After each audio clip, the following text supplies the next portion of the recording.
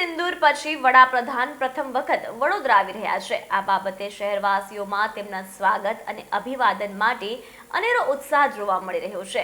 ત્યારે વડોદરા એરપોર્ટ પરથી air force station સુધી આ રોડ શો દરમિયાન 15 જેટલા મંચો પર વડાપ્રધાનનું સ્વાગત કરવામાં આવશે।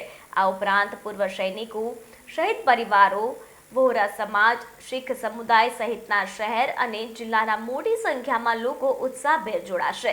ત્યારે વિદ્યાર્થીઓને સાંસ્કૃતિક ટીમો દેશભક્તિ તથા સાંસ્કૃતિક કાર્યક્રમોની સુંદર ઝાંખી પ્રસ્તુત કરશે।